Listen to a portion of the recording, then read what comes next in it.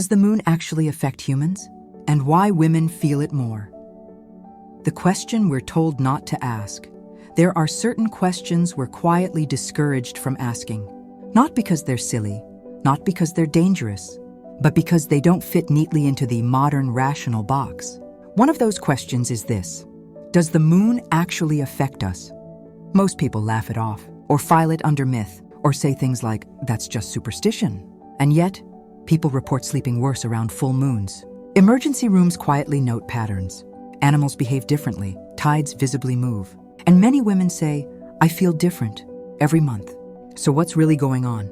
This episode isn't about astrology. It's not about predicting the future. And it's not about mysticism. It's about biology, because humans aren't machines. We're rhythmic beings. We run on cycles: sleep cycles, hormonal cycles, nervous system cycles. And for most of human history, we evolved under one constant external rhythm: the moon. Long before artificial light, before digital clocks, before night shifts and blackout curtains, the moon wasn't symbolic, it was functional. It told people when to hunt, when to rest, when tides would change, when nights would be bright or dark. And here's the thing we often forget.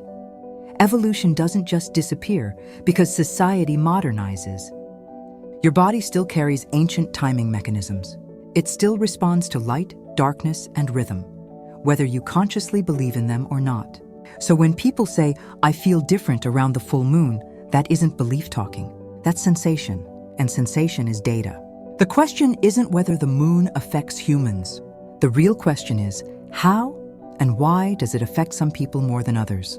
Don't go anywhere. Because once you understand the science behind this, a lot of experiences suddenly make sense. Light, sleep, and the human nervous system. Let's start with something simple. Light. Your brain uses light as information.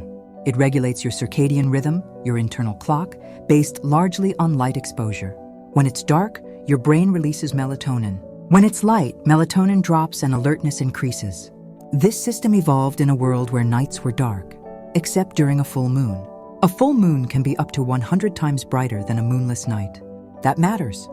Even small increases in light can delay melatonin release. And delayed melatonin affects sleep depth, dream cycles, emotional regulation, and stress recovery. Studies have shown that around full moons, people tend to take longer to fall asleep, sleep for shorter periods, experience lighter, less restorative sleep. Not because they know it's a full moon, but because their bodies are responding to light. Now add modern life into the mix. Streetlights, screens, indoor lighting.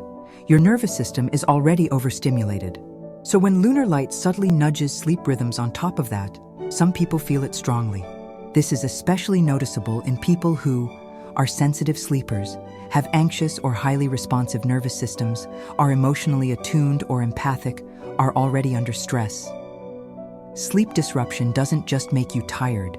It lowers emotional resilience, which means moods feel closer to the surface, reactions feel stronger, thoughts feel louder. So when people say, I'm more emotional around the full moon, what they're often describing is sleep debt combined with heightened nervous system activation. Not magic, biology, and this sets the stage for the next layer, hormones. Women, hormones, and lunar timing. Before we go further, stay with me, because this is the part that's often misunderstood or oversimplified. Women's bodies are rhythmic by design. Hormonal cycles rise and fall across roughly 28 to 29 days, the same length as the lunar cycle. That doesn't mean the moon controls menstruation, but it does mean both systems evolved under the same environmental timing. In traditional cultures, women often menstruated in sync, not because of the moon alone, but because of shared light exposure, sleep patterns, and social rhythms. Modern life disrupts that synchrony. Artificial light at shift work, stress, screens, late at night. So instead of smooth cycles, many women experience irregular sleep, hormonal dysregulation, heightened PMS or emotional sensitivity, fatigue or brain fog at certain times of the month. Now here's the important distinction. Women don't feel lunar changes because they're emotional. They feel them because their bodies are finely tuned. Hormones influence mood, sensory sensitivity, pain perception, emotional processing. When sleep is disrupted, even slightly, hormonal balance is affected. That's why full and new moons often correspond with emotional release, heightened intuition, increased sensitivity, a sense of restlessness or intensity. And this isn't a flaw, it's responsiveness. But in a world that demands constant productivity and emotional suppression, responsiveness gets labeled as instability, which is deeply unfair.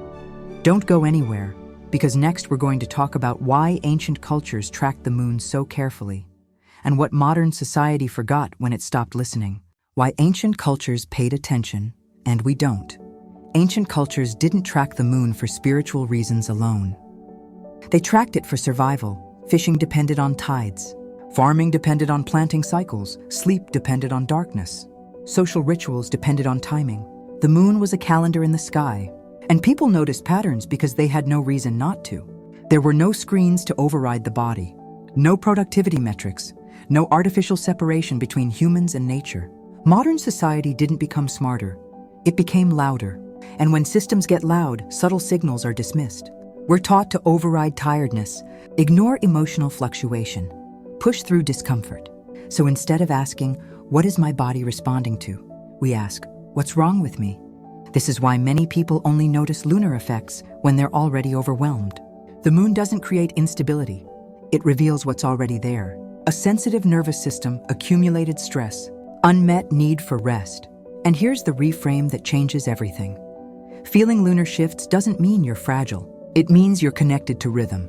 The solution isn't to dismiss it, it's to work with it. Gentler evenings, better sleep hygiene, reduced stimulation during peak times, more compassion for emotional waves. When you stop fighting your body's timing, it stops feeling like it's fighting you. Listening without letting it run your life. So where does this leave us? Not with fear, not with superstition, not with rules, but with awareness. You don't need to plan your life around the moon. You don't need to track every cycle. You don't need to change who you are. You just need to notice. If you sleep worse at certain times, adjust gently. If emotions rise, slow down instead of judging them. If sensitivity increases, lower stimulation. This isn't about control, it's about cooperation. Your body isn't malfunctioning when it responds to rhythm. It's doing exactly what it evolved to do. And when you listen without panic, patterns stop feeling overwhelming. They become informative. If this landed with you, leave a comment and tell me, do you notice changes around certain times of the month or moon? Like the video, subscribe, and stay if this kind of grounded human conversation matters to you. As always, this has been Valkyrie. Thanks for stopping by. Until next time, be kind to yourself and others. Lanterns up, ladies.